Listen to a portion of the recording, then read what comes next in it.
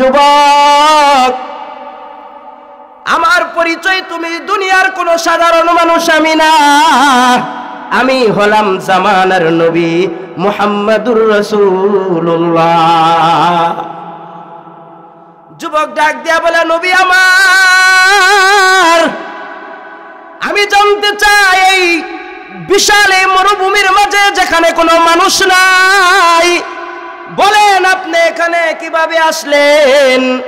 আল্লাহর পয়গম্বর স্বপ্নে যুগে জবাব দিয়া বলে, যুবক, তোমার বাবা প্রত্যেক দিন সকালে সন্ধ্যায় তোমার বাবা আমার কাছে দরুদের হাদিয়া পাঠাইতো।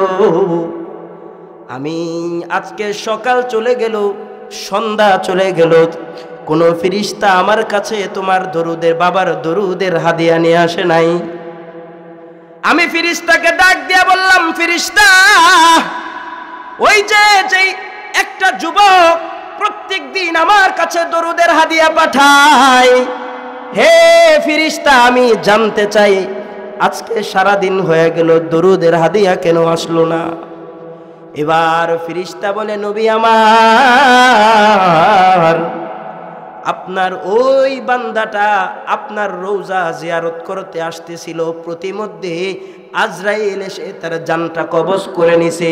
তবে নবী আমার, একটা দুঃখের বিষয় হলো আপনার ওই উম্মতটা মারা যায়, কিন্তু তার চেহারাটা শুকরের মতো বিষণ্ণ হয়ে যায়। আল্লাহর পয়গম্বর বলে, ওই উম্মতটা কোথায় মরে আছে, আমাকে একটু ওই জায়গায় নিয়ে যাও। আল্লাহর পয়গম্বর বলে, তোমার বাবা প্রত্যেক দিন দরুদের হাদিয়া আমার কাছে পাঠাইতো, কিন্তু আজ সারাদিন হাদিয়া পাঠাই নাই, এই জন্য আমি পয়গম্বর রওজা থেকে স্বপ্নে যুগে তোমার কাছে উপস্থিত হইলাম। সুবহানাল্লাহ। তাহলে এখন বলেন, দরুদের ফজিলত আছে না নাই? আরেকটু বলি, গল্প আরেকটু আছে। আল্লাহর পয়গম্বর ডাক দিয়া বলে, যুবক শুনো, দেখবা আগামীকাল তোমার বাবার জানাজা নিয়ে তোমার টেনশন করা লাগবে না। দেখবা আগামীকালকে তোমার বাবার জানাজায় উপস্থিত হবে বহু সংখ্যক মানুষ আসবে। এবার পরের দিন দেখা যায় আল্লাহর পয়গম্বরের কথা বলার পর যুবক ঘুম থেকে সজাগ হয়ে গেছে। সজাগ হয়ে যাওয়ার পর দেখে তার বাবা, যেই বাবাকে ঘুমানোর আগে শুকরের মতো চেহারাটা দেখলো, ঘুম থেকে ওঠার পর দেখে তার বাবার চেহারাটা নূরের মতো সত্যি সত্যি চমকাইতেছে। সুবহানাল্লাহ। কিতাবের মধ্যে আসছে, যুবক পরের দিন দেখে বিভিন্ন দিক থেকে শুধু মানুষ আসতেছে জানাজা পড়ার জন্য। এবার সমস্ত মানুষগুলো আসার পরে জানাজা উপস্থিত হয়েছে। ওই যে আপনারা এলাকার মধ্যে যখন জানাজা হয়, একজন মানুষ সামনে দাঁড়াইয়া কিছু বলে কি বলে না? এই যুবক বাবার লাশটাকে সামনে নিয়া হাজার হাজার মানুষের সম্মুখে দাঁড়াইয়া বলে, ভাইয়ারা আমার, আপনারা, আমি জানতে চাই আপনারা কোত্থেকে এসেছেন, কিভাবে এসেছেন, অথচ আমার বাবার জানাজার এলান তো আমি কারো কাছে দেই নাই, কিভাবে আপনারা জানলেন? সমস্ত মানুষ এক বাক্যে জবাব দেয়, আমরা গতকালকে সবাই মক্কা আর মদিনার মধ্যে ছিলাম। কে যেন আকাশ থেকে ঘোষণা দেয়, এ তোমরা যদি জান্নাতি মানুষ দেখতে চাও, যাইয়া দেখো মরুভূমির মধ্যে একজন আশিক রাসূল পড়ে মরে আছে। ওই আশিক রাসূলের জানাজায় যদি উপস্থিত হতে পারো, কিয়ামতের দিন আল্লাহ তোমাদেরকে জান্নাতের মেহমান বানাই দিবি। একটু জোরে বলে না সুবহানাল্লাহ। তাহলে দরুদ বেশি বেশি পড়বেন না কম? খুব বেশি দরুদ পড়বেন। দরুদ বেশি পড়া মানে কি? একজন মানুষের বেশি নাম নেওয়া মানে কি? তার মুহাব্বত বৃদ্ধি পাওয়া। আপনি যখন বেশি বেশি দরুদ পড়বেন, রাসূলের প্রতি আপনার ভালোবাসা বাড়বে, স্বপ্ন যুগে সাক্ষাৎ হবে, এবং কিয়ামতের দিন পয়গম্বর আপনাকে ধরে ধরে জান্নাতের মেহমান বানাই দেবে। তাহলে একটা জবানও বন্ধ থাকবে না, মুহাব্বতে আওয়াজ করে দরুদ পড়তে পারবেন তো ইনশাআল্লাহ? সবাই আল্লাহুম্মা সাল্লি আলা মুহাম্মাদ ওয়া আলা আলি মুহাম্মাদ كما صليت على إبراهيم وعلى آل إبراهيم إنك حميد مجيد اللهم بارك على محمد وعلى آل محمد كما باركت على إبراهيم وعلى آل إبراهيم إنك حميد مجيد या रब मेरे आँखों में समा जाए मदीना या रब मेरे आँखों में समा जाए मदीना मुद्दत से मेरे दिल में तमन्नाए मदीना मुद्दत से मेरे दिल में तमन्नाए मदीना मैं दूर हो मजबूर हो ऐ सैयद आलम मैं दूर हो मजबूर हो ऐ सैयद आलम दीदार दिखाते नहीं आवाज सुना दो दीदार दिखाते नहीं आवाज सुना दो ला इलाहा मोहब्बत ला इलाहा इल्लल्लाह ला इलाहा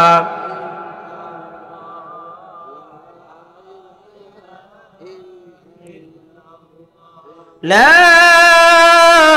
إله إلا الله محمد رسول الله صلى الله عليه وسلم سبحانك لا علم لنا إلا ما علمتنا إنك أنت العليم الحكيم رب زدني علما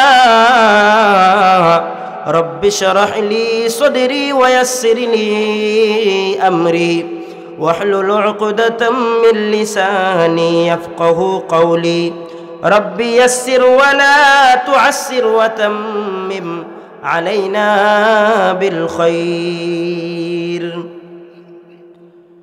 جنم جنم جدي গাহি তোমারি মহিমা গাওয়া শেষ হবে নাহি জনম জনম যদি গাহি তোমারি মহিমা গাওয়া শেষ হবে নাহি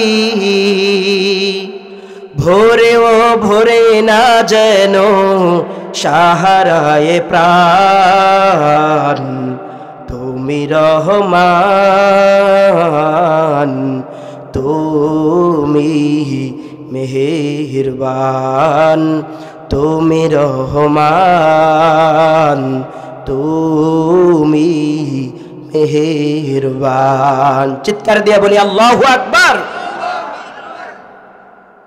চর বাহাদুরপুর কান্ধা পূর্বপাড়া জামে মসজিদ ও যুব সমাজের উদ্যোগে ডাকঘর রামনাথপুর ফুলপুর ময়মনসিংহের উদ্যোগে আয়োজিত আজকের এই ইসলামী মহাসম্মেলনে যে আল্লাহ সুবহানাহু ওয়া তাআলা অত্যন্ত মুহাব্বত করে ভালোবেসে আমাদেরকে এই দ্বীনি মজলিসে উপস্থিত করলেন, দুনিয়ার সমস্ত ঝামেলাকে অপেক্ষা করে সেই সাথে এই দীর্ঘ সময় পর্যন্ত যে রব আমাদেরকে বড় মুহাব্বত করে মায়া করে ভালোবেসে এই জান্নাতি বাগানে বসার মতন তৌফিক দান করলেন, সেই জন্য সেই মহান মালিকের দরবারে অন্তরের অন্তর্গহীন থেকে হৃদয়ের স্পন্দন থেকে সবটুকুন ভালোবাসা উজাড় করে মুহাব্বতে সেই মালিকের শিখানো ভাষায় আমরা কালিমাতুশ শুকুর উচ্চারণ করে বলছি আলহামদুলিল্লাহ।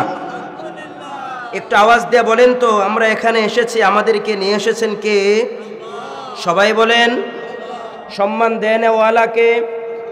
রিজিক দেনেওয়ালা, ইজ্জত দেনেওয়ালা, হায়াত দেনেওয়ালা, সবাই বলেন। সন্তান দেনেওয়ালা খাজা বাবা, আট্টসি, সুরেশ্বরী চন্দ্রপুরী, আওয়াজ দিয়ে বলেন সন্তান দেওয়ার মালিক কে?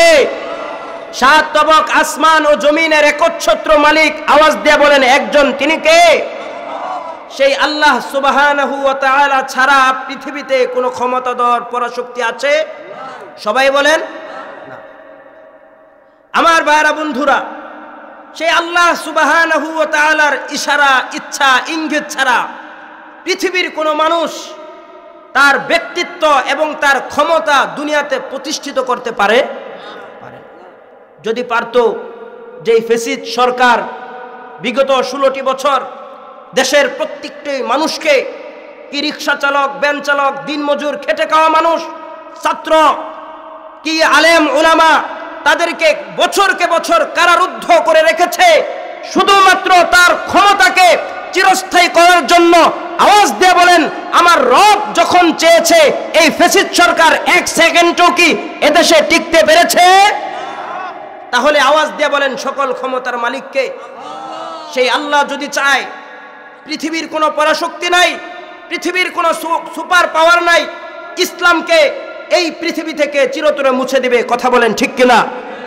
আপনারা জানেন যেই আফগানিস্তান, আপনারা নাম শুনেছেন, যেই আফগানের উপর 20 বছর নেটো বাহিনী, আমেরিকার নেটো বাহিনী এমনভাবে নির্যাতন করেছে, আক্রমণ করেছে, নিউজ মিডিয়া বলে আকাশ থেকে পাথরের বিশাল পাহাড়ের মধ্যে ওরা বোমা নিক্ষেপ করত, পাথরের পাহাড় ভেদ করে বোমা নিচে চলে যেত এবং পুরা পাহাড়টাকে আকাশের দিকে উঠায় নিত।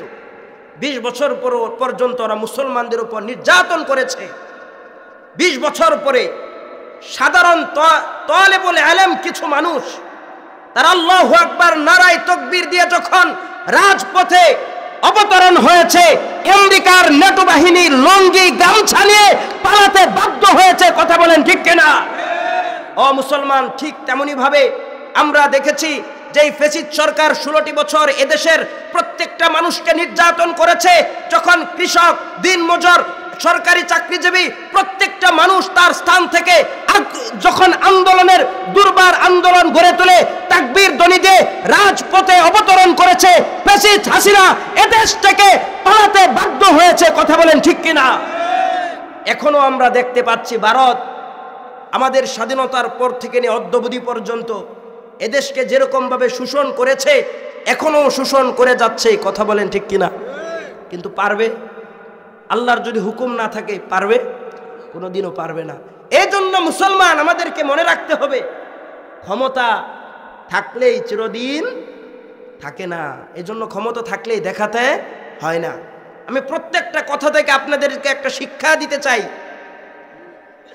দেখেন, সমাজের মধ্যে কিছু মানুষ আছে যারা সমাজের মধ্যে একটু প্রভাবশালী থাকে, ক্ষমতাশীল থাকে, আছে না নাই? ওই সমস্ত ব্যক্তিদের উচিত ক্ষমতা থাকলেই ক্ষমতা দেখাতে নাই। আপনি যখন একটা নির্বুধ মানুষ, গরিব মানুষের উপর আপনি আপনার ক্ষমতা দেখাচ্ছেন, এই মানুষটার দিলের মধ্যে কষ্ট লাগবে কি লাগবে না? এই মাজলুমের বদদুয়া আল্লাহ পাকের পর্যন্ত যখন পৌঁছে যাবে, আপনার শেষ জীবনটা ঠিক ফ্যাসিস্ট সরকার এবং তার দূষরদের যেরকম হয়েছে, ঠিক আপনার অবস্থা সেরকম হবে। কথা বলেন ঠিক কিনা? আমার ভাই, এই জন্য মনে রাখতে হবে, ক্ষমতার জোরে মানুষের উপর জুলুম করা যায়, ব্যাংকের কোটি কোটি টাকা লুপাট করে বিদেশে পাচার করা যায়, ক্ষমতার বলে মানুষের উপর দুর্বল করে মানুষদের উপর অত্যাচার জুলুম করা যায়, ক্ষমতার বলে আলেমদেরকে, ক্ষমতার বলে বিরোধী দলদেরকে বছরকে বছর আইনা গড়ে কারারুদ্ধ করে রাখা যায়। কিন্তু মাগার আল্লাহর বিধান, শরীয়তের বিধান, এটা ক্ষমতার জোরে মানা যায় না। কথা বলেন ঠিক কিনা? এই জন্য দেখবেন সমাজের মধ্যে যারা 5 ওয়াক্ত নামাজি, ম্যাক্সিমাম দেখবেন গরিব মানুষ, রিক্সা চালায়, ভ্যান চালায়, খেতে মাঠে কাজ করে, ঠিক কিনা? যারা একটু টাকা অর্থের মালিক, তারা দেখবেন নামাজে আসে না, ঠিক না? এবং অনেক দেখবেন গরিব মানুষ রিক্সা চালায়, হজ করে আসছে, অথচ কোটি কোটি টাকার মালিক হজ করতে পারে না। বলেন আছে না নাই? আমার ভাইরা বন্ধুরা, এই জন্য আমাদেরকে খুব ভালো করে মনে রাখতে হবে, সব কিছুর মালিককে আল্লাহ। আল্লাহর ইচ্ছা ছাড়া বান্দা ইবাদত পর্যন্ত করতে পারে না। আল্লাহ সুবহানাহু ওয়া তাআলা সূরা আনআমের 125 নং আয়াতের মধ্যে বলেন, ফামাই ইউরিদিল্লাহু আইয়াহদিয়াহু ইয়াশরাহ সাদরাহু লিল ইসলাম। এই যে আপনারা যেখানে বসেছেন, বলেন তো শুরু থেকে অনেক মানুষ এখানে ছিল না? কিন্তু তারা এখানে কি আছে? অনেক মানুষ চলে গেছে। আপনারা যারা এখানে বসেছেন আপনারা আপনাদের নিজ ইচ্ছায় বসতে পারেন নাই। কোরআনে স্পষ্ট আয়াত, আমার রব বলেন, বান্দা শুনো, ফামাই ইউরিদিল্লাহু আইয়াহদিয়াহু ইয়াশরাহ সাদরাহু লিল ইসলাম। আমার রব যখন কোনো বান্দাকে পছন্দ করেন, ভালোবাসেন, শুধুমাত্র ওই বান্দার বক্ষটা ইসলামের জন্য খুলে দেন। ফলে বান্দা নামাজ পড়তে বান্দার ভালো লাগে, বান্দা আল্লাহর ইবাদত করতে ভালো লাগে, দ্বীনি কাজ করতে ভালো লাগে। আমার রব যখন বান্দাকে পছন্দ করেন না, বান্দার বক্ষটাকে খুলে দেন না, তখন বান্দার নামাজে মনোযোগ আসবে না, গান শুনতে বান্দার ভালো লাগবে, সুদ খাইতে ভালো লাগবে, অন্যের সম্পদ চিন্তাই করতে ভালো লাগবে। আমার ভাইয়ারা, বন্ধুরা, এই জন্য আমাদেরকে মনে রাখতে হবে, ইবাদত করতে পারা এটা কার তৌফিক? আল্লাহর তৌফিক। আল্লাহর তৌফিক ছাড়া ইবাদত করা সম্ভব না। এখন আসেন একটা প্রশ্ন করি, তাহলে হুজুর, আমরা যে ইবাদত করি না, আমরা অনেকে আছি এখানে বসা যারা নামাজ পড়ি না, আছে না নাই? রোজা করি না, আছে না নাই?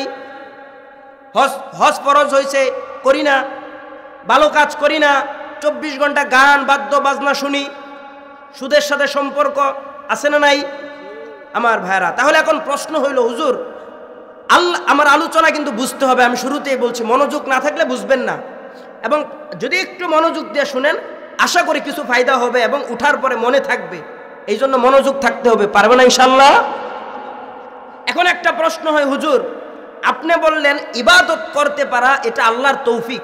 ইবাদত এটা কার তৌফিক ভাই? আল্লাহর তৌফিক। তাহলে এখন প্রশ্ন হলো, হুজুর, আমি যে ইবাদত করি না, নামাজ পড়ি না, তাহলে আল্লাহ আমাকে তৌফিক দেয় না বিদায় আমি পড়ি না, তাহলে আমার সমস্যা কি? আল্লাহ যদি চায় তো পড়বো, আল্লাহ যদি না চায় তো পড়বো না। এরকম একটা প্রশ্ন হয় কি হয় না বলেন? এবার আসেন, যেই প্রশ্নটা আমাদের মনের মধ্যে জেগেছে, ঠিক এই প্রশ্নটাই সাহাবায়ে কেরামের অন্তরেও জেগেছিল। জাগার পরে আল্লাহর রাসূলকে প্রশ্নটা করেছিল এবং সে প্রশ্নের কি উত্তর দিয়েছে এবং সেখান থেকে কি শিক্ষা, একটা হাদিস বললে আপনাদের কাছে বিষয়টা ক্লিয়ার হবে।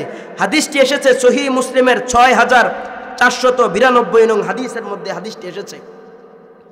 আন আলীন ক্বাল কানা রাসূলুল্লাহি সাল্লাল্লাহু আলাইহি ওয়াসাল্লাম যাতা ইয়াউমিন জালিসান ফি ইয়াদিহি উহুদ আও কামা ক্বালান নবী সাল্লাল্লাহু আলাইহি ওয়াসাল্লাম।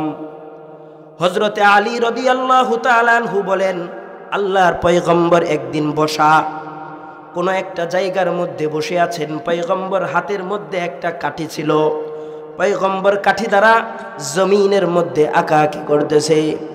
হঠাৎ কিছুক্ষণ পরে আল্লাহর পয়গম্বর ডাক দিয়া বলে, হে আমার সাহাবীরা শোনো, আল্লাহ পাক রব্বুল আলামিন পৃথিবীর শুরু থেকে নিয়ে অদ্যাবধি এবং কিয়ামত পর্যন্ত যত মানুষ দুনিয়ার মধ্যে আসবে, প্রত্যেকটা মানুষ জান্নাতি না জাহান্নামী।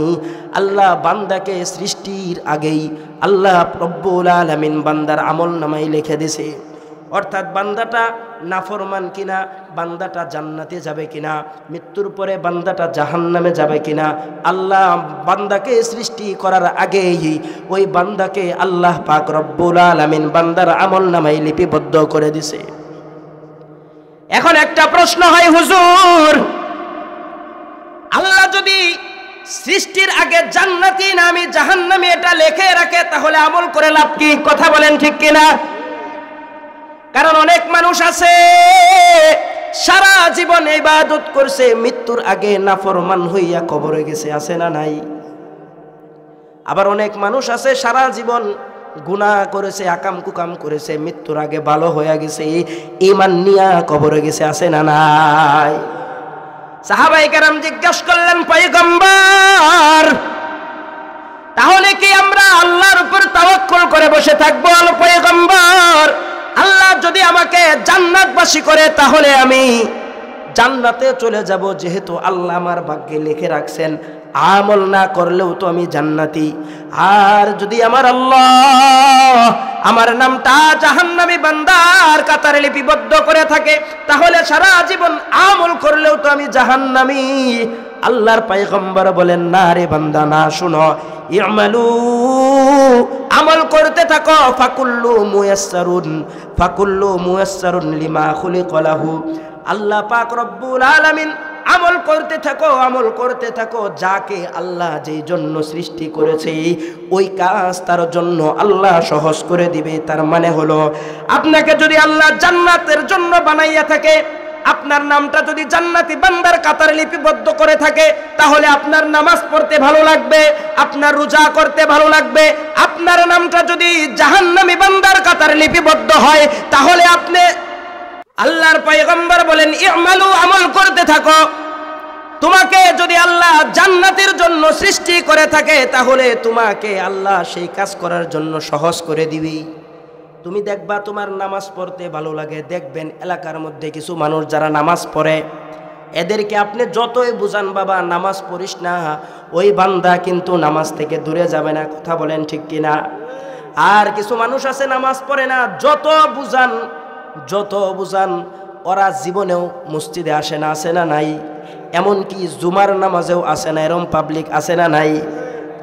মুসলমান ইমানদার, তাহলে বোঝা যায় এই যে বান্দাটা মসজিদে আসে না, তার মানে কোরআন হাদিস থেকে বোঝা যায় বান্দাটা জান্নাতি না জাহান্নামী। সবাই বলেন আল্লাহর আপনার আলোচনা বুঝেন নাই মনে হয়। আল্লাহর পয়গম্বর বলেন তুমি জান্নাতি না জাহান্নামী আল্লাহ সৃষ্টি করেছেন। একটু প্রথম থেকে আবার বলি, আল্লাহর পয়গম্বর বলেছেন তুমি জান্নাতি না জাহান্নামী আল্লাহ খাতায় লিপিবদ্ধ করেছে। সাহাবাই কারাম বলেন পয়গম্বর যদি আমরা জান্নাতি হই তাহলে আমল করে লাভ কি, যদি জাহান্নামী হই আমল করে লাভ কি? কারণ আল্লাহ তো আমার নাম জান্নাতি না জাহান্নামী লিপিবদ্ধ করে দিছে। সাহাবাই কারাম আল্লাহর পয়গম্বর সাহাবাই কারামকে বলেন এ সাহাবী শুনো, আল্লাহর পয়গম্বর বলেন ইমালু, তোমরা আমল করতে থাকো। তোমার নামটা যদি জান্নাতি হয় তাহলে তোমার জন্য জান্নাতি কাজ করা সহজ হয়ে যাবে। আর যদি তোমার নামটা জাহান্নামী বান্দার কাতারে হয় তাহলে জান্নাতি বান্দা যে আমল করবে এই কাজ তোমার জন্য কঠিন হয়ে যাবে। এই জন্য কিছু মানুষ আছে নামাজে আসে না। আসে না নাই? তাহলে এই বান্দা যে নামাজে আসে না, ভালো কাজ করে না, লোকটা জান্নাতি না জাহান্নামী? কারণ জাহান্নামী কারণেই তো নামাজ পড়ে না। কথা বলেন ঠিক কিনা? ও মুসলমান, এখন একটা প্রশ্ন, এই হুজুর তার মানে আমি নামাজ পড়ি না, আমি পর্দা করি না, আল্লাহর বিধান পালন করতে পারি না, তার মানে কি আল্লাহ তুমি আমাকে জাহান্নামী বানাই দিছো? হাদিসের মধ্যে তো নবী এটাই বলে আমি নামাজ পড়তে পারি না আল্লাহ। আবার কোরআনের মধ্যে আল্লাহ বলেছে যেই বান্দাকে আল্লাহ পছন্দ করে ওই বান্দাকেই কেবল ইবাদত করতে দেন। আপনারা জানেন নবীজিকে সবচেয়ে বেশি ভালোবাসছে আবু তালেব, চাচা আবু তালেব এত বেশি ভালোবাসছে, মৃত্যুর পরে একটা ব্যক্তির শুধুমাত্র সবচেয়ে বেশি কম শাস্তি হবে, সেটা হলো আবু তালেবের। কারণ আবু তালেব আল্লাহর পয়গম্বরকে সবচেয়ে বেশি ভালোবাসছে।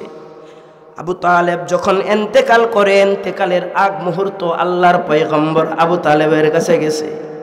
আবু তালেবের কাছে যায় বলে চাচা শুধু একবার বলো লা ইলাহা ইল্লাল্লাহ। বলি না লা ইলাহা ইল্লাল্লাহ? সবাই বলেন লা ইলাহা ইল্লাল্লাহ। এ মুসলমান, আপনাদেরকে কেন লা ইলাহা ইল্লাল্লাহ বলাইলাম? আল্লাহর পয়গম্বর বলেন কোন বান্দা যদি বিশ্বাসের সাথে অন্তর থেকে একবার জবান দিয়া লা ইলাহা ইল্লাল্লাহ বলে, ওই বান্দা মৃত্যু হতে দেরি, জান্নাতে যেতে দেরি হবে না। আবু তালেবকে আল্লাহর পয়গম্বর বলেছিল চাচা শুধু জবান দিয়া বলো লা ইলাহা ইল্লাল্লাহ, কিয়ামতের দিন আমি তোমার পক্ষে হইয়া সারা জীবন যত নাফরমানি করেছো, লাত আর মানাতের পূজা করেছো, আল্লাহর কোন ইবাদত করো নাই, চাচা শুধু একবার জবান দিয়ে বলো লা ইলাহা ইল্লাল্লাহ, আমি কিয়ামতের দিন তোমার পক্ষে তোমার যত গুনাহ করেছো সমস্ত গুনার পক্ষে হইয়া তোমাকে সুপারিশ করে আমি জান্নাতে নিয়ে যাব। পাশ দিয়ে আবু জাহেল উতবা সাইবা ডাক দিয়া বলে আবু তালেব মৃত্যু হয়ে যাবে, মৃত্যুর আগ মুহূর্তে মুহাম্মদের ধর্ম গ্রহণ করে তুমি কি ওই লাত মানাত উজ্জার মুখে কালিমা লেপন করতে চাও? ভাগ্যে নাই, কারণ আওয়াজ দিয়া বলেন হেদায়েতের মালিক কে? এমত অবস্থায় চাচা আবু তালেবের ইন্তেকাল হয়ে যায়। আল্লাহর পয়গম্বর বলেন, চাচা লা ইলাহা ইল্লাল্লাহ বললি না, যদি বলতি আমি তোর জন্য সুপারিশ কইরা জান্নাতে নিয়ে যাইতাম। আল্লাহর পয়গম্বর বলেন, চাচা যতদিন হায়াত থাকবে আমি আপনার জন্য ইস্তেগফার পড়তেই থাকব। আমার আল্লাহ নবীজিকে সান্ত্বনা দেওয়ার জন্য বলেন, নবী আমার, ইন্নাকা লা তাহদি মান আহবাবতা, আপনি যাকে পছন্দ করেন তাকে হেদায়েত দিতে আপনি পারবেন না। আওয়াজ দিয়ে বলেন, আবারও বলেন, হেদায়েতের মালিক কে? আল্লাহর পয়গম্বরকে বলেন, পয়গম্বর নবী আমার, আপনি যাকে পছন্দ করেন আপনি তাকে হেদায়েত দিতে পারবেন না, বরং আল্লাহ যাকে পছন্দ করে ওই বান্দাই শুধুমাত্র হেদায়েতের উপর থাকতে পারে।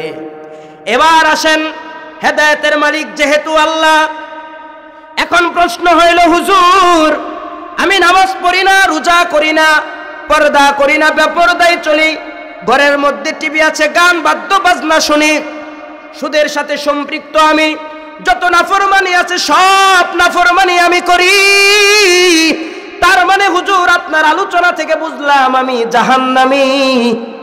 আমার পয়গম্বর বলেন, উম্মত শুনো, কোন বান্দার নামটা যদি আমরা সবাই কোথায় যেতে চাই? জান্নাতে যেতে চাই। আমরা যে দুনিয়ায় এসেছি, কেন এসেছি বলেন? খামুদাবো ঘুমামো এই জন্য? আল্লাহ বলেন, মা খলাকতুল জিন্না ওয়াল ইনসা ইল্লা লিয়াবুদুন, আমি প্রত্যেকটা মানুষকে সৃষ্টি করেছি আমার ইবাদত করবার জন্য। নবীজি বলেন, কুন ফিদ দুনিয়া কাআন্নাকা গরীব আও আবিরু সাবিল, তুমি দুনিয়ার মধ্যে এমন ভাবে চলো যেমন তুমি একজন মুসাফির। বলেন তো, বিদেশে মানুষ যখন যায় ঘরবাড়ি করার জন্য যায় না, সেখান থেকে কিছুদিন কর্ম করে দেশে আসার পরে যেন স্বাচ্ছন্দ্যে থাকবে, এটাই তো উদ্দেশ্য। আল্লাহ রাসূল বলেন, তুমি দুনিয়াতে যেন এমন ভাবে চলো যেন তুমি একজন মুসাফির। কারণ দুনিয়ার জীবন আসল না পরকালের জীবন? পরকালের জীবন। অথচ দুনিয়ার জন্য আমরা পাগল হয়ে যাই, ঠিক না? আল্লাহ সুবহানাহু ওয়া তাআলা বলেন, আমি কিন্তু আলোচনা ওই মূল জায়গায় যাইতেছি, কারণ আমার আলোচনাটা নষ্ট হয়ে গেছে, কারণ আবার একটু বুঝাইয়া মূল জায়গায় যাইতেছি। একটা হাসির ঘটনা মনে হইলো, এই জন্য একটু বলি। অমাল হায়াতুদ দুনিয়া ইল্লা মাতাউল গুরুর, আল্লাহ সুবহানাহু ওয়া তাআলা বলেন যে দুনিয়াটা একটা হাসি তামসার জায়গা, খেলাধুলা। এই যে ছোট বাচ্চারা দেখবেন এই মাটির হাড়ি নিয়ে অনেক সুন্দর করে খেলতেছে, অনেক কিছু করে ফেলতেছে, দিন শেষে আবার সব ভাঙ্গা চুরা চলে আসে। কথা বলেন ঠিক কিনা? আল্লাহ বলেন দুনিয়াটা ঠিক খেলাধুলা। উদাহরণস্বরূপ, এক বেচারা, তার দিলে অনেক স্বপ্ন, সে বিদেশ যাবে, কোটি কোটি টাকার মালিক হবে, অনেক কিছু করবে, তার স্বপ্ন। তো এই আল্লাহর বান্দা এরকম শুধু কল্পনা করতে করতে একদিন ঘুমাই গেছে। ঘুমের ঘরে স্বপ্ন দেখে লোকটা জমি টমি বিক্রি করে আমেরিকা গেছে, কোটি কোটি টাকা কামাই করছে, বহুত টাকার মালিক হয়েছে। এবার সে চিন্তা করছে যে আমি যখন দেশে যাব স্বাভাবিকভাবে যাব না, আমার এলাকায় হেলিকপ্টার নিয়ে যাব, এরপরে আমার বাড়িতে বিশাল ঘর করব, এবং ঘরও করছে, বিশাল ডুপ্লেক্স বাসা করছে। তো এরপরে স্বপ্নে দেখতেছে, বুঝতেছেন তো, স্বপ্নে দেখতেছে।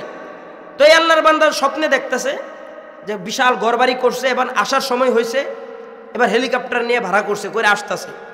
আসার পরে জীবনে তো কোনোদিন হেলিকপ্টার উঠে নাই, তো উঠছে। উঠার পরে চিন্তা করছে, এত উপরে উঠলাম, দেখি নিচের মানুষদেরকে কেমন দেখা যায়। অনেক কষ্ট করে জানালাটা খুলছে, খুলে মাথাটা বের করে দেখে নিচের মানুষগুলোকে একেবারে ছোট ছোট দেখা যায়। অনেকক্ষণ দেখছে, দৃশ্য দেখে এবার যখন মাথাটা টান দেয়, মাথাটা গেছে আটকা, হেলিকপ্টারের ওই জ্বালানার মধ্যে তার মাথাটা গেছে আটকা। অনেক চেষ্টা করতেছে, টানতেছে, আর মানে ভিতরে নিয়ে আসতে পারে নাই। হঠাৎ এরকম করে করে এক পর্যায়ে পুরা বিষয়টা কিন্তু স্বপ্নে যুগে দেখতেছে। হঠাৎ অনেক চেষ্টা করতেছে, চেষ্টা করে এক পর্যায়ে যখন ক্লান্ত হয়ে গেছে, হঠাৎ তার ঘুম ভেঙে গেছে।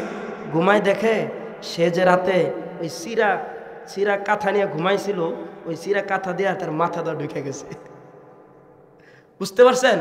আচ্ছা বলেন তো, এই যে লোকটা বিদেশ গেল, কোটি কোটি টাকা কামাইলো স্বপ্ন যুগে, সব কিছু বাস্তব না স্বপ্ন? সবাই বলেন স্বপ্ন। মানুষের জীবনটা ঠিক এমনই। এই যে আপনি টাকা পয়সা অর্থ করি বহুত কিছু কামাইতেছেন, দিন শেষে আপনি যখন কবরে যাবেন কয় টুকরা কাপড়? আমার ভাইরা, এই জন্য আমাদেরকে বুঝতে হবে, হেদায়েতের মূল বিষয়টা বুঝতে হবে। হেদায়েত জিনিসটা কি? আমি যে নামাজ পড়তে পারি না, আমার সমস্যাটা কোথায়? অথচ রাসূলুল্লাহ বলেছে যেই মানুষটাকে আল্লাহ জান্নাত দিবে ওই বান্দার জন্য জান্নাতি কাজ করা সহজ হয়ে যাবে, আর যে বান্দাটাকে জাহান্নামে দিবে ওই বান্দার জন্য জাহান্নামী কাজ করা সহজ হয়ে যাবে। মনে আছে না ভাইরা আমার, বন্ধুরা আমার? তার মানে বোঝা যায় আমি যে নামাজ পড়ি না, আল্লাহ তুমি কি আমাকে জাহান্নামী বানাই দিছো? আল্লাহর পয়গম্বর বলেন প্রত্যেকটা মানুষের সৃষ্টি যুগে তার সৃষ্টির পূর্বে তার তাকদীরটা লেখা হয়। তাকদীর দুই ধরনের, আওয়াজ দিয়ে বলেন কয় ধরনের? দুই ধরনের তাকদীর। একটা হলো মুবরাম, আরেকটা হলো মুআল্লাক।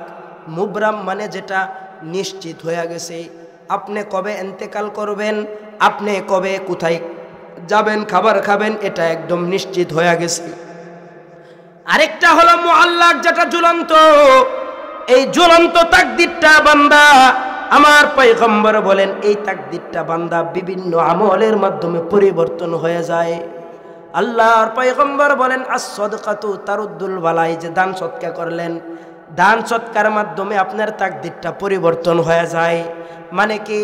ধরেন আপনার সামনে একটা বিপদ আসবে, আপনি গাড়িতে উঠছেন, একটা সামনে অ্যাক্সিডেন্ট হওয়ার কথা, আপনি গাড়িতে ওঠার আগে একটা ফকিরে আপনার কাছে টাকা চাইছে, 5টা টাকা দিয়ে দিছেন। আল্লাহর পয়গম্বর বলেন আস-সাদকাতু তারুদ্দুল বালা, তাকদীরে লেখা আছে কিছুক্ষণ পর গেলেই আপনার অ্যাক্সিডেন্ট হবে। আপনি যে টাকা দিছেন টাকার কারণে আল্লাহ তাকদীরটা পরিবর্তন করে দিবে। সুবহানাল্লাহ। আল্লাহর পয়গম্বর বলেন জামিউত তিরমিজির 2139 নং হাদিসের মধ্যে এসেছে আন সালমান قال قال رسول الله صلى الله عليه وسلم لا يرد القضاء الا الدعاء। আল্লাহর পয়গম্বর বলেন তাকদীর পরিবর্তন হয় শুধুমাত্র দুয়ার মাধ্যমে। বান্দা যখন দোয়া করে, দুয়ার মাধ্যমে বান্দার তাকদীর পরিবর্তন হয়ে যায়। এখন আসেন, আমরা যারা নামাজ পড়তে পারি না, নাফরমানি করি, বিভিন্ন গুনাহের কাজে লিপ্ত আছি, এখন প্রশ্ন হলো হুজুর তার মানে কি আমরা নাফরমান হয়ে গেছি?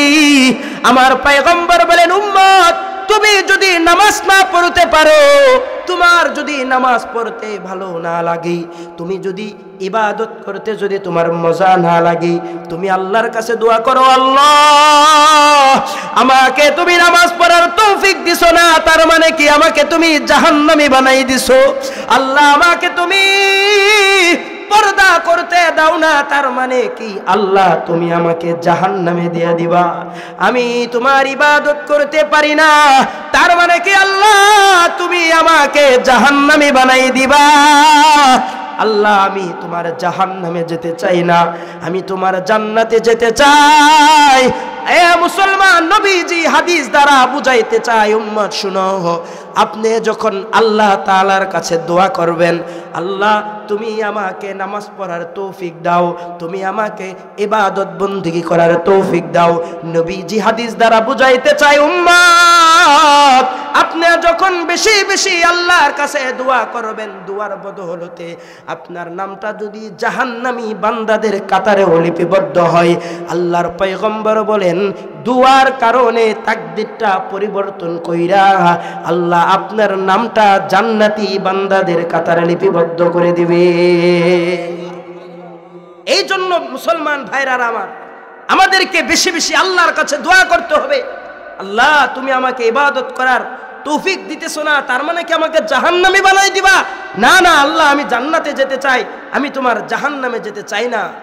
আমার ভাইরা বন্ধুরা, এই জন্য আসেন, যে বিষয়টা বোঝানোর জন্য আমি এই হেদায়েতের কথা বললাম, সেই বিষয়টা হচ্ছে আপনারা যে এখানে এসেছেন নিজ ইচ্ছায় এসেছেন না একজনের উসিলায়? আওয়াজ দিয়ে বলেন তিনি কে?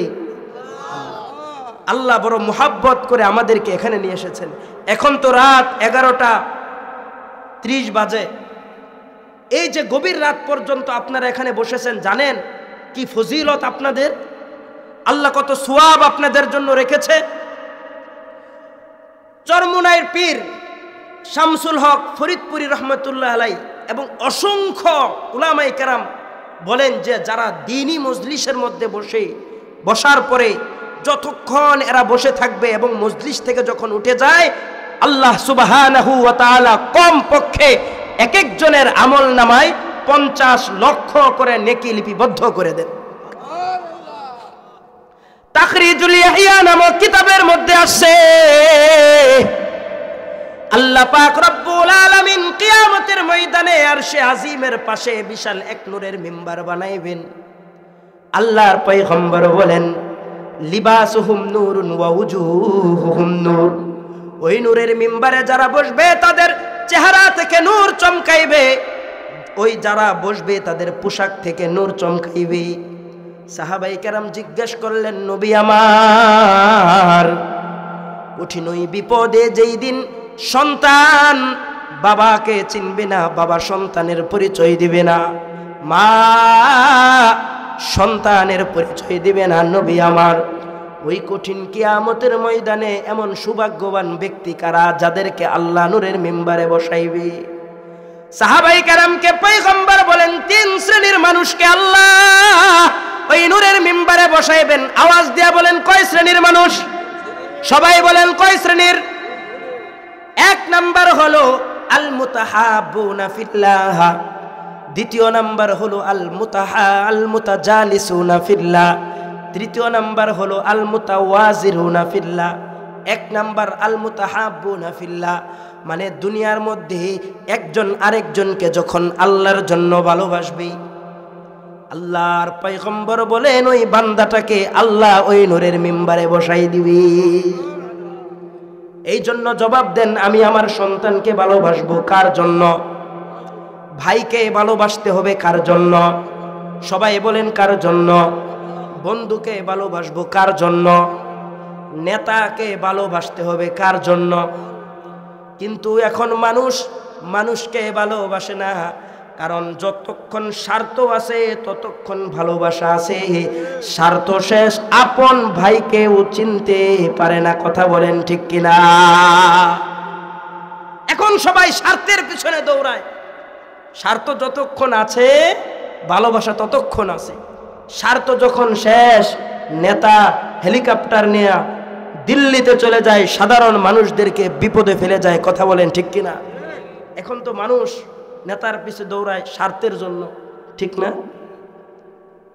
সব মানুষগুলা দুনিয়ার স্বার্থের জন্য নেতার পিছনে দৌড়ায়, অথচ বান্দা জানেই না যে নেতার পিছনে আপনি দৌড়াচ্ছেন এই নেতার কিয়ামতের দিন তো তার অস্তিত্বই থাকবে না। আমার রব বলেন আল্লাহ তাজিরু ওয়াজিরাতু বিজরা উখরা। বাবা, কেউ কারা বুঝে বহন করবে না।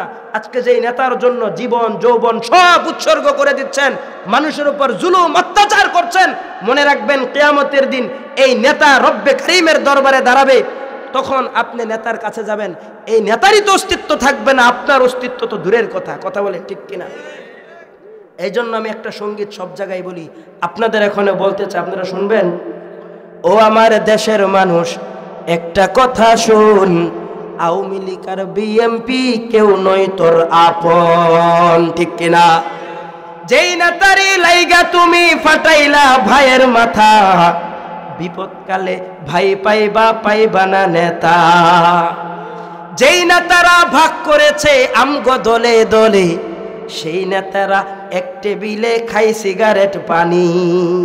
পাবলিক মরে রাস্তাঘাটে, নেই না খবর নেতা, আসল কথা আমজনতা হইছ বলির পাঠা। কথা বলেন ঠিক কিনা? মুসলমান ইমানদার নবী জীবন উম্মত শুনো, তুমি যখন শুধুমাত্র একজন আরেকজন মানুষকে ভালোবাসবা আল্লাহর জন্য, তোমার 1 নাম্বার গুণ হাসিল হইছে। নবীজি বলেন 1 নাম্বার গুণ হাসিল হইছে মানে কিয়ামতের দিন আল্লাহ ওই নূরের মিম্বারে তোমারে বসাই দিবেন। 2 নাম্বার গুণ হলো আল মুতাওয়াজিরুনা ফিল্লাহ। দুনিয়াতে একজন আরেকজনের সাক্ষাতে যাবে আল্লাহর জন্য। আওয়াজ দিয়া বলেন তো, আপনারা এখানে এসেছেন মাহফিল শেষে বিরিয়ানি দিবে এই জন্য বসে আছেন? সবাই বলেন বিরিয়ানি দিবে। বসে আছেন কারণ কি? কার জন্য? কার ভালোবাসা পাওয়ার জন্য? আল্লাহর পয়গম্বর বলেন, যারা দুনিয়ার মধ্যে একজন আরেকজনের সাক্ষাতে যায় শুধুমাত্র আমি আল্লাহর ভালোবাসায় যারা সাক্ষাতে যায় ওই ব্যক্তিকেও আল্লাহ ওই নূরের মিম্বারে বসাই দিবেন। নবীজি বলেন 3 নাম্বার গুণ আল মুতাজালিসুনা ফিল্লাহ। 3 নাম্বার গুণ হলো আপনাদের সুবহানাল্লাহ। আল্লাহর পয়গম্বর বুঝাইতে চাই, উম্মত শুনো, আজকে হয়তোবা মাটির উপরে খের কোটা বিছানো, এখানে আপনারা বসে বসে কোরআনের আলোচনা শুনতেছেন, জানেন আপনাদের মর্যাদা কত বেশি। আল্লাহর পয়গম্বর বলেন, বাবা আপনারা কোরআনের আলোচনা শোনার কারণে কিয়ামতের দিন আল্লাহ ওই নূরের মিম্বারেও আপনাদেরকে বসাই দিবেন। মুসলমান ইমানদার, হাদিসের মধ্যে এসেছে সহিহ মুসলিমের 6748 নং হাদিসের মধ্যে এসেছে, হাদিসটি বর্ণনা করেছেন 2 জন সাহাবী, আন আবি হুরায়রা রাদিয়াল্লাহু তাআলা আনহু ওয়া আবি সাঈদ আল খুদরি রাদিয়াল্লাহু তাআলা আনহু আন্নাহুমা শাহিদা আলান নবী সাল্লাল্লাহু আলাইহি ওয়াসাল্লাম আন্নাহু ক্বাল লা ইয়াকুদু কওমুন ইয়াযকুরুনাল্লাহ। আল্লাহর পয়গম্বর বলেন, যখন দুনিয়ার মধ্যে কোথাও কোরআনের আলোচনা হয়, যেখানে কোরআনের আলোচনা হবে ওই পুরা মজলিসটা আল্লাহ সুবহানাহু ওয়া তাআলার বানানো ফেরেশতারা পুরা মজলিসটাকে বেষ্টন করে নেয়। একজনের কাঁধে আরেকজনের কাঁধে এমন করে করে প্রথম আসমান পর্যন্ত চলে যায়। প্রথম আসমান ভেদ করে 7 আসমান ভেদ করে আল্লাহর আরশ পর্যন্ত চলে যায়। আল্লাহ ফেরেশতাদেরকে ডাক দিয়া বলে, ফেরেশতা তোমরা এখানে কেন দাঁড়াই আছো আমি জানতে চাই। একটু আওয়াজ দিয়া বলেন আপনারা এখানে কেন বসেছেন আর ফেরেশতারা কেন দাঁড়াইয়া আছে? আল্লাহ জানেন কি জানেন না? সবাই বলেন আল্লাহ জানেন কি জানেন না? এরপরে আল্লাহ কেন জিজ্ঞেস করে? ওই যে আল্লাহ মানুষ বানানোর আগে ফেরেশতাদেরকে ডাক দিয়া বলছিল, ফেরেশতা আমি দুনিয়ার মধ্যে মানুষ বানাইতে চাই, তোমাদের মন্তব্য জানতে চাই, তোমাদের মতামত কি? ফেরেশতারা বলে, আল্লাহ ওয়া নাহনু নুসাব্বিহু বিহামদিকা ওয়া নুকদ্দিসু লাক, মানুষ বানাইয়া কি লাভ? আমরাই তো আপনার পবিত্রতা বর্ণনা করি। এই মানুষগুলা দুনিয়ার মধ্যে যাইয়া মারামারি করবে, হানাহানি করবে, তোমার ইবাদত করবে না। আমার রব তখন বলে, ফেরেশতা আমি আল্লাহ যা জানি তোমরা তা জানো না। ওই যে ফেরেশতাদেরকে আল্লাহ জবাব দিয়েছিল, আমি আল্লাহ কি জানি আর তোমরা কি জানো না। আল্লাহ কি জানে আর ফেরেশতারা কি জানে না, এটা জানানোর জন্য আল্লাহ ফেরেশতাকে জিজ্ঞেস করে, ফেরেশতা আমার বান্দারা এখানে কেন আছে আর তোমরাই বা কেন দাঁড়াইয়া আছো? ফেরেশতারা বলে, আল্লাহ আপনার কিছু বান্দা তারা আরামের ঘুমকে হারাম করিয়া এখানে বসেছে। আল্লাহ রব্বুল আলামিন ফেরেশতাকে ডাক দিয়া বলে, ফেরেশতা আমার বান্দার কি চাই? ফেরেশতা তখন বলে, আল্লাহ তোমার ভালোবাসা চায়। এবার আল্লাহ আবার জিগায়, এ ফেরেশতা আমার বান্দা কি আমি আল্লাহকে কোনোদিন দেখছে নাকি? একটু বলেন তো, আল্লাহকে আমরা দেখছি? কেউ দেখি নাই। এবার আমার আল্লাহ খুশি হইয়া ফেরেশতাদেরকে ডাক দিয়া বলে, ফেরেশতারে শোনো, যেই বান্দাগুলো আমি আল্লাহকে দেখলো না, আমি আল্লাহর জান্নাত জাহান্নাম কিছুই দেখলো না, না দেখে নবীজি মুহাম্মদুর রাসূলুল্লাহর হাদিস শুনে, উলামায়ে কেরামদের কথা শুনে একমাত্র আমি আল্লাহর প্রতি বিশ্বাস করলো, জান্নাত না দেখে জান্নাতে যেতে চায়। যেই বান্দাগুলো জাহান্নাম না দেখে শুধুমাত্র আলেমদের কথা শুনে জাহান্নাম থেকে পানাহ চায়, এই যেই বান্দাগুলো এই কষ্ট করে আরামের ঘুমকে হারাম করিয়া এখানে বসলো, বুকের মধ্যে এত আশা নিয়া, ফেরেশতারা তোমরা সাক্ষী থাকো আমি আল্লাহ এইখানে যারা বসছে সবার গুনাহগুলো ক্ষমা করে দিলাম। তাহলে আমরা একটু জানতে চাই, বসেছি আমরা এখানে, লস হলো না লাভ? সবাই বলেন। হাদিস দ্বারা বোঝা যায় আল্লাহ সব গুনাহ মাফ করছে, কিন্তু মুহাদ্দিসগণ বলেন, উম্মত শুনো, এখানে বসার কারণে সব গুনাহ আল্লাহ ক্ষমা করেন নাই। সব গুনাহ ক্ষমা করছে মানে কি? প্রথমত গুনাহ 2 প্রকার। বলেন কয় প্রকার? আমি শুরুতেই বলেছি আলোচনা শিখতে হবে, বুঝতে হবে। আলোচনা শিখতে হবে, বুঝতে হবে। বলেন গুনাহ প্রথমত কয় প্রকার? দুই প্রকার, একটা ছোট একটা বড়, একটা ছোট একটা বড়। এই বান্দা যখন ভালো ভালো আমল করে, আমল করার কারণে ছোট ছোট গুনাহগুলো আল্লাহ তাআলা মাফ করে দেয়। তবে যেটা বড় গুনাহ, এই গুনাহ আল্লাহ তাআলা সহজে ক্ষমা করে না। বড় গুনাহ আবার দুই ধরনের, একটা বান্দার হক নষ্ট করলে, আরেকটা আল্লাহর হক নষ্ট করলে। এই দুই প্রকার। আরবিতে যদি বলি গুনাহ কাবীরা দুই ধরনের, একটা হক্কুল্লাহ আর একটা হক্কুল ইবাদ। বাংলায় বলেন একটা আল্লাহর হক আর একটা বান্দার হক। সবাই বলেন একটা কার হক আর একটা কার হক? আল্লাহর হক মানে কি? আপনি যদি নামাজ না পড়েন, রোজা না করেন, হজ না করেন, গান বাদ্য বাজনা শুনেন, তাহলে আপনি আল্লাহর হক নষ্ট করলেন। এজন্য আল্লাহর কাছে আপনি ক্ষমা চাবেন, আল্লাহ চাইলে আপনার গুনাহ ক্ষমা করে দিতে পারে। কিন্তু আরেকটা হলো হক্কুল ইবাদ, যেটা বান্দার হক, এটা কোশ্চিন কালেও আমার রব ক্ষমা করবে না। মুসলমান, আমি শুধুমাত্র আজকে আপনাদের এই মেসেজটা দিয়ে আলোচনা শেষ করব যে বান্দার হক কতটুকু গুরুত্ব। কিন্তু মুসলমান, আজকে আমরা বান্দার হকের বিষয়ে উদাসীন। চা স্টলে বসলে গীবত না করলে চার মজাই হয় না, কথা বলেন ঠিক কিনা? মা বোনদের তো কথাই নাই, দুই তিনজন বসলে অমুকের দোষ তুমুকের দোষ, আছে না নাই? আমার ভাইরা, জমি অন্যের আইল ঠেলতে থাকি, আছে না নাই? অন্যের সম্পদ লুণ্ঠন করি। আপন ভাইয়ের সম্পদ আমি জানি যে এই সম্পদটুকু আমার না, এরপরেও এই সম্পদের জন্য বছরকে বছর জীবন যৌবন টাকা পয়সা মামলা হামলা দিয়ে সব শেষ করে, এরপরে তো ওও জমিন পায় না, আমিও জমিন পাই না, আছে না নাই? আপন ভাই আপন বোন তাকে সম্পদ দিতে চায় না। এই যে দিচ্ছেন না, আপনি বান্দার হক নষ্ট করছেন। আমার রব বলেন সূরা নিসার 29 নং আয়াতের মধ্যে, মুসলমান একটু মনোযোগ দিয়ে শুনেন, বহুদূর থেকে এসেছি শুধুমাত্র বান্দার হক বোঝানোর জন্য। আপনাদেরকে একটা মেসেজ নিয়ে যান।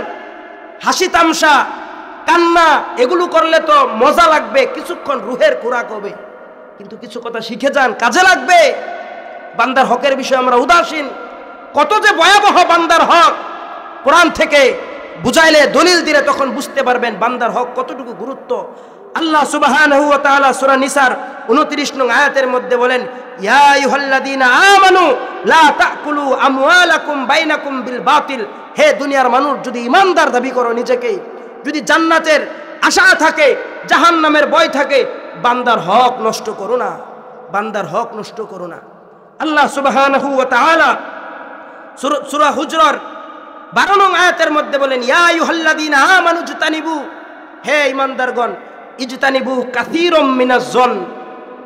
এই যে আমরা ধরেন মসজিদে জুতা হারাই গেছে, অথবা মোবাইল হারাই গেছে, অথবা টাকা পয়সা হারাই গেছে, এরপরে আমরা সন্দেহ করি কি করি না? সবাই বলেন উমুকে মনে হয় নিতে পারে, বলেন এরকম আমাদের ধারণা করি না? আমার রব বলেন ইজতানিবু কাসীরাম মিনাজ জন ইন্না বা'দাজ জন্নি ইসমুন।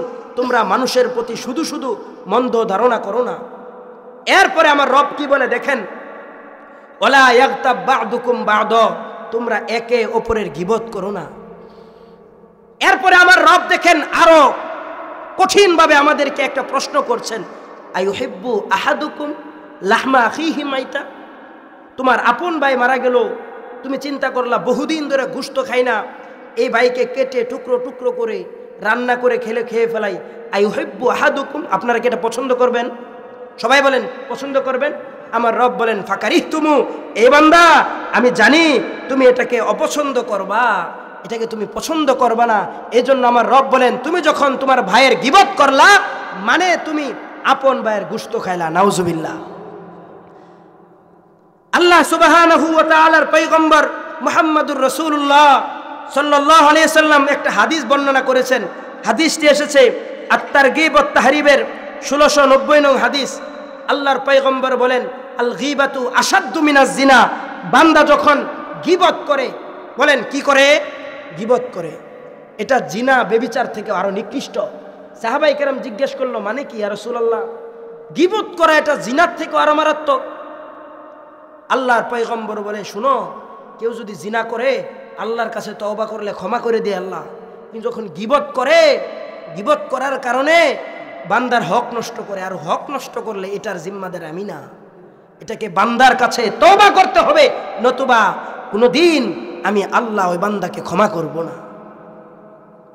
মুসলমান ইমানদার, আজকে আপনি ভাইয়ের হক নষ্ট করতেছেন, কিন্তু আপনি বড় হাজী সাহেব, আপনি 5 ওয়াক্ত নামাজি, কিন্তু আবার অন্যের আইল ঠেলেন, আছে না নাই?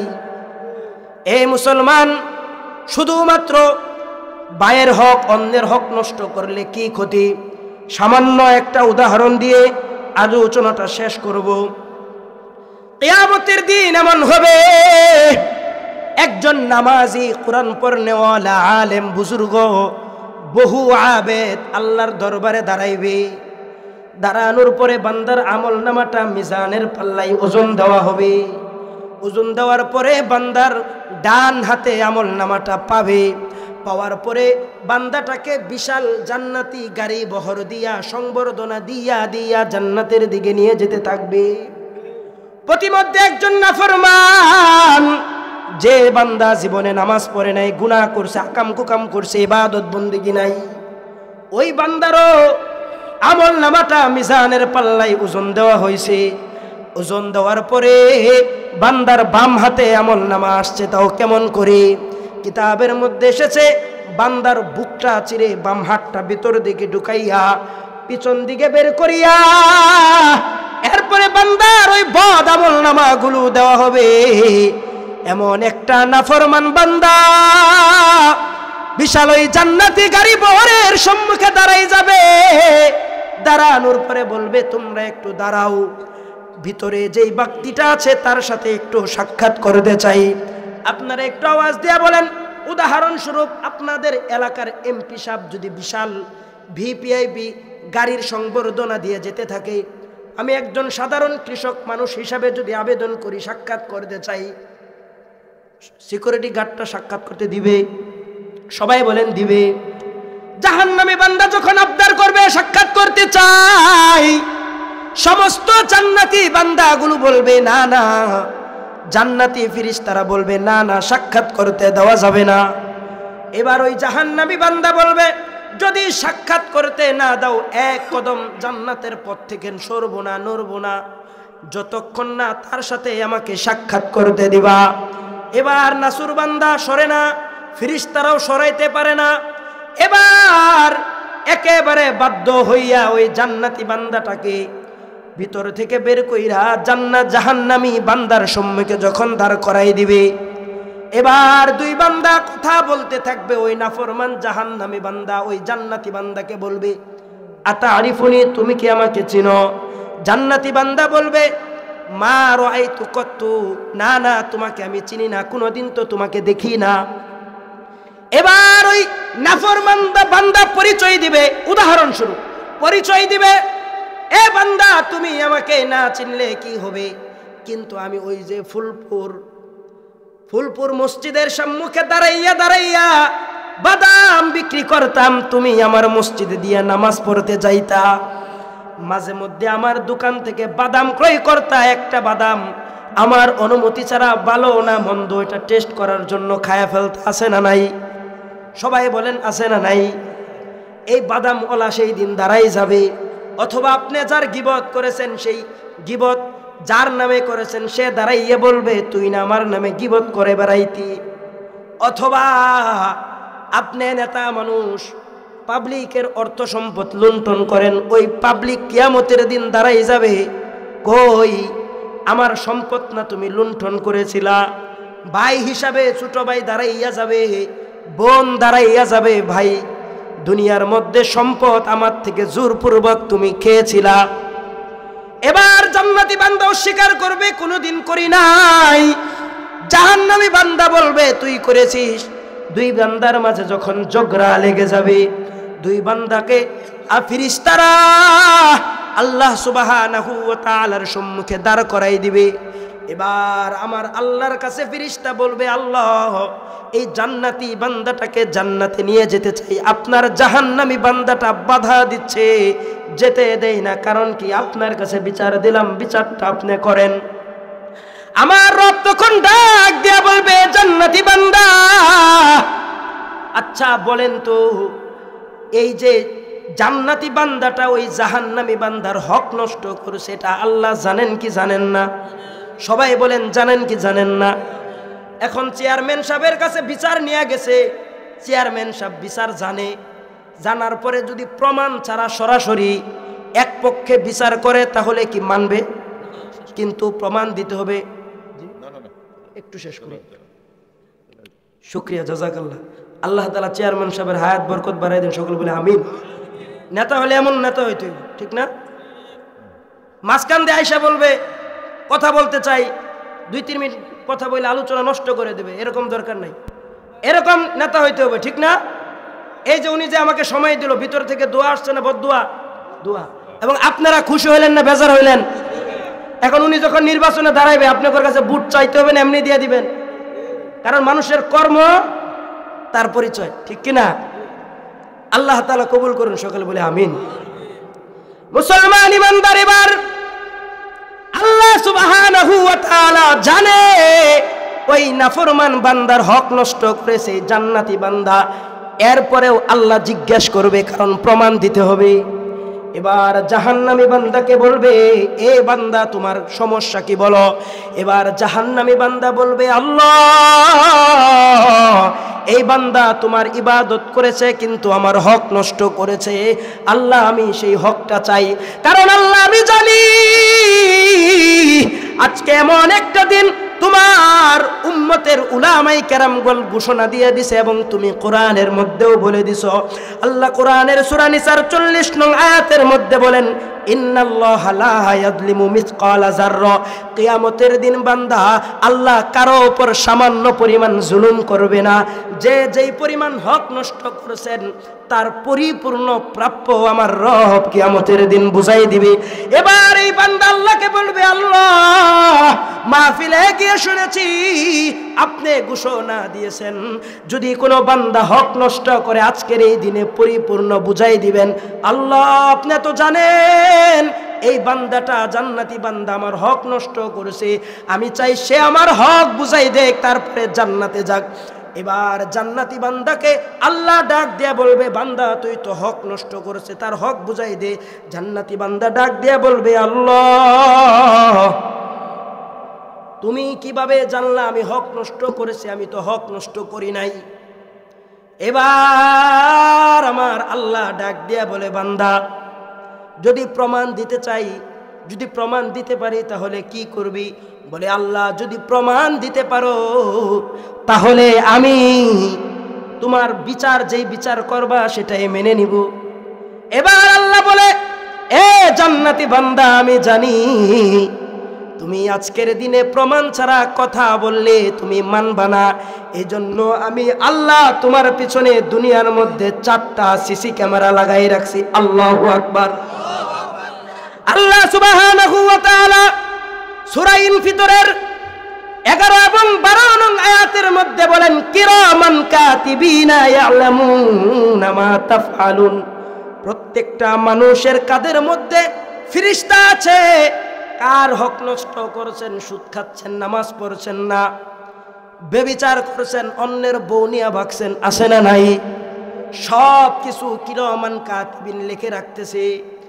আল্লাহ সাক্ষী উপস্থিত করবে, কিরামান কাতিবিন আসো কি লিখেছো দেখাই দাও। ফেরেশতা যখন দেখাই দিবে এই বান্দা তখন বলবে, আল্লাহ এই ফেরেশতা তো তোমার বানানো ফেরেশতা, ফেরেশতা তো তোমার পক্ষেই সাক্ষী দিবে, ও কি আর আমার পক্ষে সাক্ষী দিবে? আল্লাহ বলবে, এ বান্দা তার মানে কি সাক্ষী তুই মানুষ না? বলে, না আল্লাহ আমি এই সাক্ষী মানি না। এবার আমার আল্লাহ বলবে, বান্দা আমি জানি তুই এই সাক্ষী মানবি না, এই জন্য তোর জন্য আরেকটা সাক্ষী দ্বিতীয় নাম্বার আমি রেখেছি। আল্লাহ সুবহানাহু ওয়া তাআলা সূরা জিলজালের 4 থেকে 5 নং আয়াতের মধ্যে বলেন, ইয়াউমাইদিন তুহাদ্দিসু আখবারহা। যেই জমির মধ্যে দাঁড়াইয়া দাঁড়াইয়া আপনি নাফরমানি করেছেন, বান্দার হক নষ্ট করেছেন, আল্লাহ বলবে জমিন সাক্ষী দে। এবার জমিন যখন সাক্ষী দিবে ওই বান্দা তখন বলবে, আল্লাহ আওয়াজ দিয়ে বলেন তো জমিন এটা সৃষ্টি করছে কে? বান্দা বলবে আল্লাহ জমিন তো তোমার বানানো, অতএব জমিন তো তোমার পক্ষে সাক্ষী দিবে, আমি সাক্ষীও মানি না। আল্লাহ বলবে এ বান্দা আমি জানি তুই সাক্ষী মানবি না, এই জন্য আমি আল্লাহ তোর জন্য আরেকটা সাক্ষী রাখছি। আল্লাহু আকবার। আল্লাহ পাক রব্বুল আলামিন সূরা কাহাফের 49 নং আয়াতের মধ্যে বলেন ওয়াউদিয়াল কিতাবু ফাতারাল মুজরিমিনা, আল্লাহ প্রত্যেকটা মানুষের জন্য একটা আমল নামা রেখেছেন। এই আমল নামা ওই কিয়ামতের দিন বান্দার সম্মুখে উপস্থিত করবে। উপস্থিত হওয়ার পরে বান্দা যখন আমল নামা পাবে, আমল নামা পাওয়ার পরে বান্দা বলবে মালি হাদাল কিতাব, এটা কেমন আমল নামা, কবে একদিন নারীর দিকে তাকাইলাম সেটাও দেখি আল্লাহ আপনি ছাড়েন নাই, কবে একটু গান শুনেছিলাম সেটাও আল্লাহ আপনি ছাড়েন নাই, কবে গীবত করেছিলাম সেটাও আল্লাহ আপনি ছাড়েন নাই। এবার আমার আল্লাহকে ওই বান্দা বলবে আল্লাহ এটাও তো তোমার বানানো, আমি এটাও বিশ্বাস করি না। এবার আল্লাহ বলবে বান্দা আমি জানি, আমি যদি তোকে এই সাক্ষীগুলো উপস্থিত করি আমি বান্দা তুই বিশ্বাস করবি না, আমি এটা ভালো করে জানি। এবার বান্দা তুই বল কোন সাক্ষী দিলে তুই মানবি, আমি আল্লাহ তোর জন্য সেই সাক্ষী রাখবো। এবার সূরা ইয়াসিনের 65 নং আয়াতের মধ্যে বলেন আল ইয়াউমা নাখতিমু আলা আফওয়াহিহিম ওয়া তুকাল্লিমুনা আইদিহিম, আমার রব বলেন সেই কঠিন কিয়ামতের দিন আল্লাহ পাক রব্বুল আলামিন বান্দার জবানটা বন্ধ করে দিবে, হাত কথা বলতে থাকবে। যে হাত দ্বারা অন্যের সম্পদ লুণ্ঠন করেছেন হাত কথা বলতে থাকবে, পা কথা বলতে থাকবে, চোখ কথা বলতে থাকবে, পুরা অঙ্গ প্রত্যঙ্গ কথা বলতে থাকবে। এবার আওয়াজ দিয়ে বলেন এই বান্দার কি আরো কোনো কৌশল করতে পারবে? না রে বাবা, না পারবে না। এবার আমার রব বলে বান্দা যেহেতু তুই এখন ফেসে গেছিস, অতএব এ নাফরমান বান্দা যেহেতু এ এখন স্বীকারোক্তি দিল যে তোর হক নষ্ট করেছে, অতএব বান্দা এ নাফরমান বান্দা তুমি কি চাও এই জান্নাতি বান্দার কাছে বলো। এবার এই জান্নাতি বান্দার কাছে নাফরমান বান্দা বলবে আল্লাহ দুনিয়ার মধ্যে বাদাম মেরে দিয়েছে, আমার অনুমতি ছাড়া সেই বাদাম চাই। আল্লাহ বলবে এখন তো বাদাম দেওয়া সম্ভব না। এবার ওই নাফরমান বান্দা আল্লাহকে বলবে আল্লাহ সারা জীবন গুনাহ করেছি, কোনদিন ইবাদত বন্দেগী করতে পারি নাই, কিন্তু এই জান্নাতি বান্দা যে আমার হক নষ্ট করছে তার জীবনে কোনো গুনাহ নাই আল্লাহ, যার কারণে তার ডান হাতে আমল নামাটা এসেছে। আল্লাহ যেহেতু এখন বাদাম দেওয়াও সম্ভব না, আর অতএব ওর সারা জীবন ইবাদত বন্দেগীগুলো আমাকে দিয়ে দাও, আর আমি যত নাফরমানি করছি এই নাফরমানির গুনাহগুলো তার কাঁধের মধ্যে ঝুলাই দাও। নাউজুবিল্লাহ। বান্দা বলার পরে এবার আমার রব তখন ওই জাহান্নামী বান্দার সব গুনাহগুলো ওই জান্নাতি বান্দাকে দিয়ে দিবে, এবং জান্নাতি বান্দার সব আমল নামাগুলো ওই জাহান্নামী বান্দাকে দিয়ে দিবে। জাহান্নামী বান্দা আমল নামা পেয়ে জান্নাতে চলে যাবে। আর ওই যে আপনি নামাজ পড়েছেন কিন্তু হক নষ্ট করেছেন, এই কারণে আপনার সারা জীবনের আমল নামাগুলো দিয়া দেওয়ার পরে ওই যার হক নষ্ট করেছেন তার গুনাহগুলো আপনি নিয়ে সোজা জাহান্নামে যাবেন। বলি না নাউজুবিল্লাহ। আমার ভাইরা, এই জন্য আমাদেরকে মনে রাখতে হবে বান্দার হক যেন আমরা কখনো নষ্ট না করি, কারণ বান্দার হক যদি নষ্ট করি ভাইরা আমার, একদিন না একদিন আমার রবের কাছে আপনাকে হিসাব দিতে হবে। আজকে আপনি দুনিয়ার মধ্যে দেখা যায় 24 ঘন্টা শুধু এই ধান্দায় করি, কাটটা মারবো কাটটা ধরবো, কথা বলেন ঠিক কিনা? এর জন্য ভাইয়ের আমার রাত্র হয়ে গেছে অনেক গভীর, আলোচনা আর দীর্ঘ করা সম্ভব না, যেহেতু চেয়ারম্যান সাহেব চলে আসছেন, সভাপতি সাহেব চলে আসছেন, তো এই জন্য আলোচনা ইনশাল্লাহ এখনই সমাপ্ত করবো। তো আমি পুরা আলোচনাটা আমি 2-3 কথা বুঝাই দেই যাতে করে আপনাদের বুঝতে সক্ষম হন আপনারা। আমি সর্বপ্রথম আলোচনা করেছিলাম হেদায়েতের মালিককে আল্লাহ। হেদায়েত যদি না থাকে বান্দা জান্নাতি না জাহান্নামী? জাহান্নামী। এখন আমি নামাজ পড়তে পারি না, গুনাহ করি, তার মানে হাদিস অনুযায়ী বোঝা যায় আমি জাহান্নামী, কারণ আল্লাহ ভাগ্যে লিখে রেখেছেন বান্দা জান্নাতি না জাহান্নামী। এখন এই জাহান্নাম থেকে বাঁচতে চাইলে আমাদেরকে কি করতে হবে? দোয়া করতে হবে। কি করতে হবে ভাই? বেশি বেশি আল্লাহর কাছে দোয়া করতে হবে। তাহলে আল্লাহ জাহান্নামী বান্দার খাতা থেকে নামটা মুছে দিয়ে আমার আপনার নামটা জান্নাতি বান্দাদের কাতারে লিপিবদ্ধ করে। এক নম্বর বিষয়। দ্বিতীয় নম্বর বিষয় হচ্ছে আমরা যে এখানে বসেছি, আল্লাহ সুবহানাহু ওয়া তাআলা কমপক্ষে আমাদের আমলনামায় 50 লক্ষ নেকি লিপিবদ্ধ করে দিবেন। সুবহানাল্লাহ। দ্বিতীয় নম্বর। তৃতীয় নম্বর বিষয় হলো হায়াতে জিন্দিগিতে যতদিন থাকবো কোনোদিন বান্দার হক নষ্ট করব না। এখন প্রশ্ন হলো, হুজুর অনেক বান্দার তো হক নষ্ট করছি, ঠিক না?